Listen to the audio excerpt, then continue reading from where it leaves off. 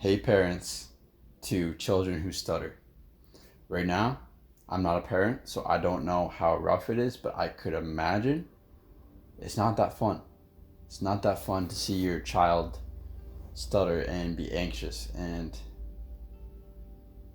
just not a good time just socializing with other kids.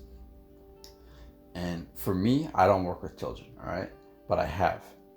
I don't work with children because online the things I make other people do would not be suitable for an 8-year-old. But it would be suitable right now for me to tell you exactly when I went to the UK on my little tour to help people overcome their stutter. A father hit me up of a 10-year-old son, and I had a week with him. And I had no experience beforehand, all right? I'm telling you that right now. I had no experience beforehand with helping children. But for about a week or two, I just dove deep into what I would have needed as a child who would have stuttered, knowing all the things at play now, all the things that made me hide, all the things that made me anxious, all the things that made me feel like shit. As a child, I replayed in my head what I would have needed to do, what my parents would have needed me to do in order to get out of that and be actually expressive, be actually happy, actually make friends, and not be always the shy one in the group. Not always want to go home and play video games. I know that's a huge task for me to say, but that was terrible for me. Video games was terrible for me. I'm telling you that right now. And I do not see a bright side to them. You could say, oh, they're like, it's their social escape. They have friends there. They don't stutter as much on there. Yeah, but it does not translate over. Believe me, I tried so many years to translate my speech from video games over to real life, and it only makes it worse. I guarantee you that. So right now, I'm gonna give you some tips that I left the parents of the child who I helped with, which by the way had an amazing transformation. Amazing transformation within 1 week of me working with them. The mom wrote me a heartfelt message. The dad wrote me a heartfelt message. The brother wrote me a message saying he wishes he had a stutter so I could come back and help him. And the child who I helped also wrote me this note, which I keep on my bedside table because it is the most amazing thing. He said, Chase, within this week, you helped me get my confidence back, and I'm actually happy for one of the first times in my life. And that was just within a week. So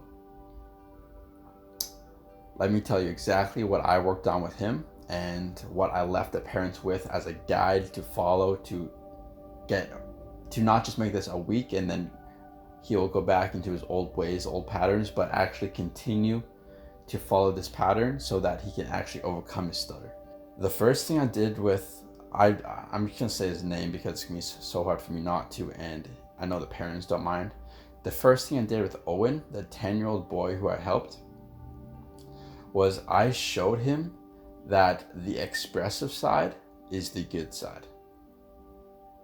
I rewarded him when he was expressive, not when he didn't stutter, not when he did stutter, but when he was expressive. All right.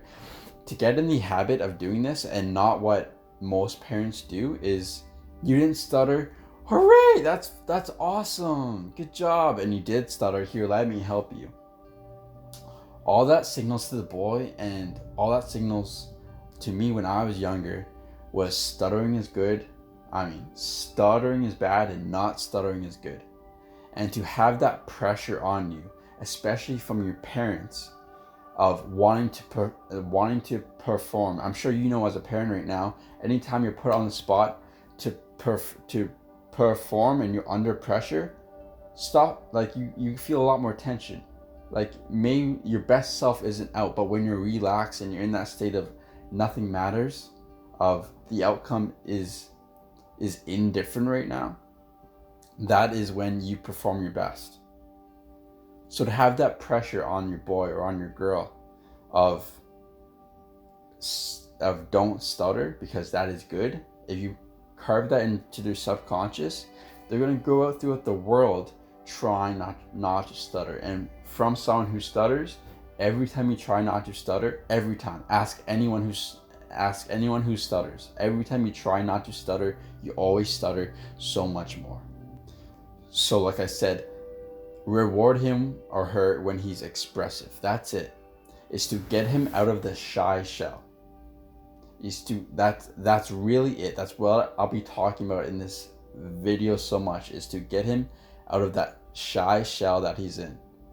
Right now he feels comfortable not talking, and by not talking he's not going to stutter, so that's a win. But no, reward him when he does something expressive. Reward him when he thinks outside the box, when he talks when he normally doesn't talk, when he even stutters sometimes. All right, when he stutters but he's expressive, when he was doing the thing he wanted to do but normally he would hide, normally he wouldn't do it, reward him for doing it.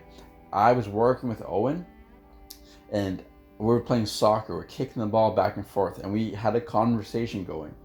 And after each kick, I would back up a little bit, back up a little bit, back up a little bit, because Owen was so shy. His voice was so quiet,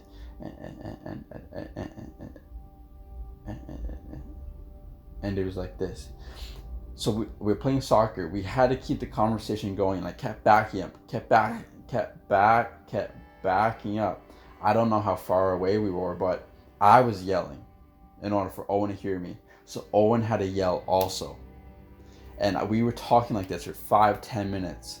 And guess what? After this, we went back in the car and his default level of expressiveness was much higher, because that he was building that habit through talking 5-10 minutes very expressively, that it became more of a default.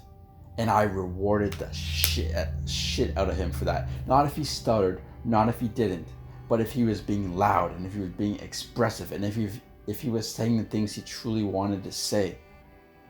That is where you want to start to convert your child, is from the shy, repressed boy or girl into more confident, more expressive. That transition there will save them so much in high school, in middle school, in university, in life. Something else I did a lot with Owen, or something that I left the parents with, the guide, was to, one, get Owen in more social things, all right, like sports and clubs, and more things where he has the ability to talk. For me, there were some days in school I would literally go to school, talk to no one, get home, talk to my mom or dad, play video games, be on my phone, go to school, talk to no one, talk to my mom or dad. That was such a dark and horribly systematic way to keep me repressed, to keep me shy. But once I joined hockey, once I was in a sport activity, I was of course always a shy one, but it gave me more opportunities to talk to people. And instead of you, after the hockey game or after the soccer game or after the basketball game, instead of giving props of things you might usually, you still can, like, yeah, Johnny, you scored 2 goals, awesome, like, reward him for that. But also ask about what happened in the locker room.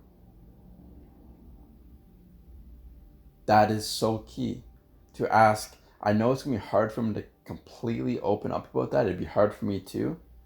But if he knows there's validation on the other side, if he does talk, he'll want to talk.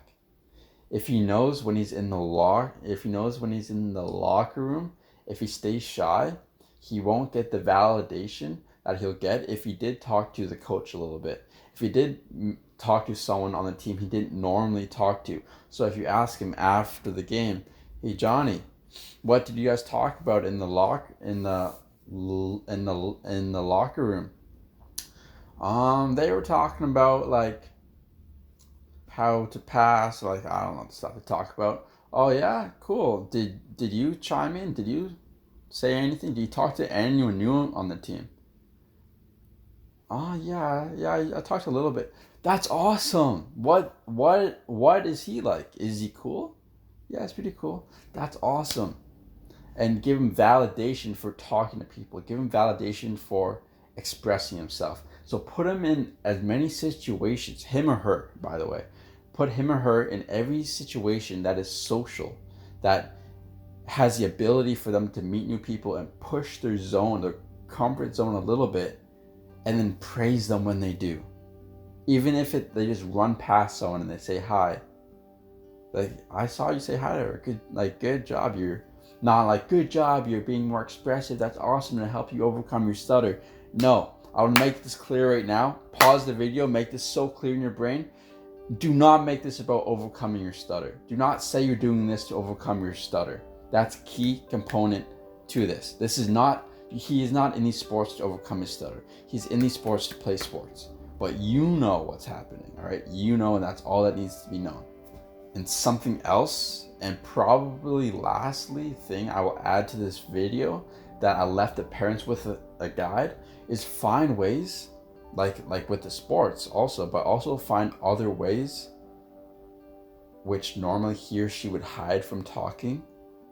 Find ways that they can now talk in that. Say you guys go to the grocery store together. You always talk to the clerk. Or you always say, hi, how are you? Good, how are you? Get a system going where you will get your boy or girl who stutters to talk to the clerk or talk to the waitress or order their own food.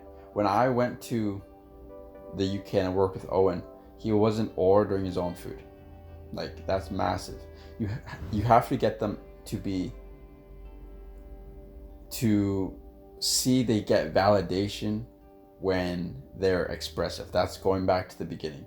They get validation when they're expressive, regardless if they stutter or not. You praise them if they're expressive. That's it. I know my dad personally, I get the worst judgment every time I stuttered, but every time I didn't stutter, he's like, see, you're fine. It's all in your head. Like, that just caused the relationship with my stutter to be, stuttering is bad. I get no validation there. I get weird looks from my family and friends. But if you change their relationship, where in their head is now, okay, it doesn't seem to be, my stutter doesn't affect other people. My stutter doesn't affect the relationships I have. But actually, if I'm outgoing, if I actually do the things I want to do, if I'm expressive, and if I talk more, regardless if I stutter or not, I get more praise.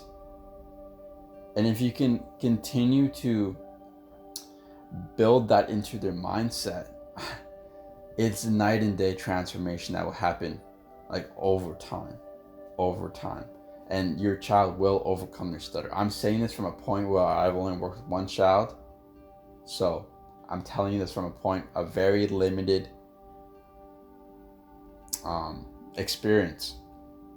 But I have worked with many non-childs, and I know the exact roots of why they stutter, and they have overcome their stutter.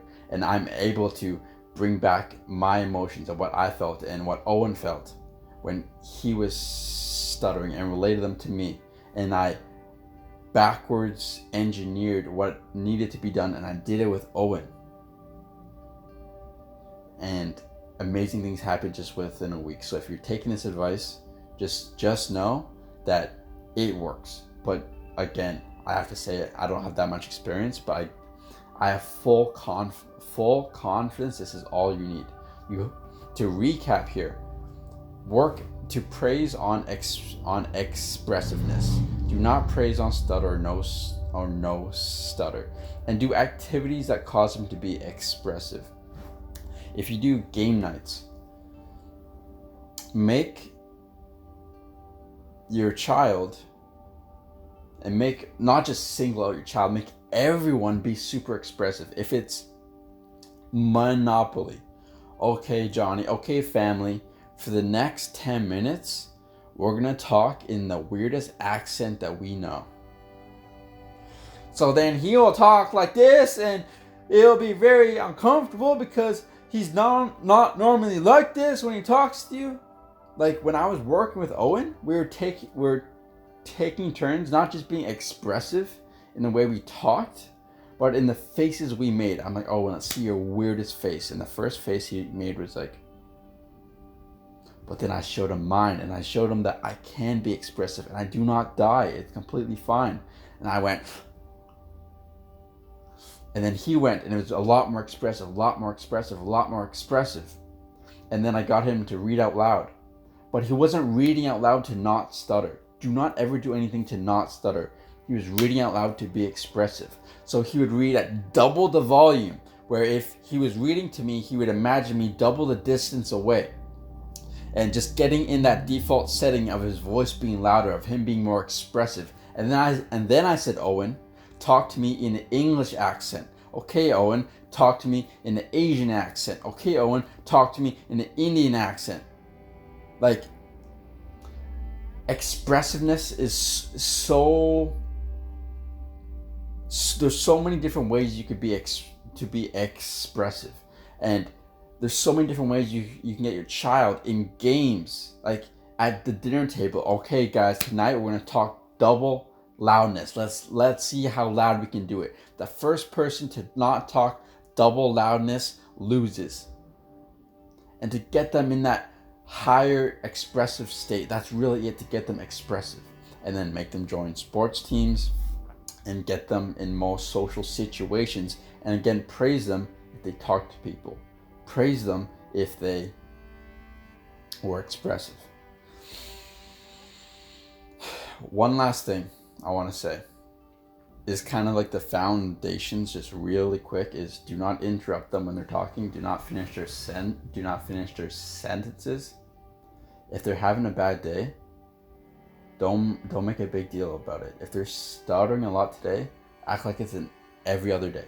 Like this is completely fine. Don't try to help them more, but give them more praise when they do still talk, when they do stutter, because normally they wouldn't talk then. Give them that praise. That will help them immensely. So when they're in bad days in the future, they know that if I continue to talk, that means good. And the last thing is just love. Like, love wins all. Love is the cure for all. Even though I told stories about my dad saying, oh, you didn't stutter, good job, you stuttered, bad job, they always loved me no matter what. And I don't have to tell you parents that. You probably want to slap me for just saying love your child. But honestly, like,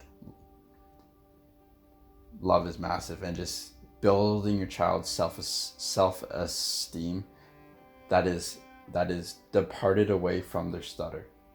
Their stutter should not move. Their self-esteem should not be dictated or predicated upon their stutter. It should be a separate thing that is just a thing that they have. And over time, if they start to see, like, it doesn't matter if I stutter, I'm still able to say the things I want to say. It doesn't matter if I stutter, my parents still love me. Getting that in their brain, and I get validation, not when I don't stutter, but I get validation when I'm being myself. Like I told you, I help people who's older overcome their stutter with disgustingly good success. Like, I don't like to brag, but it's unreal.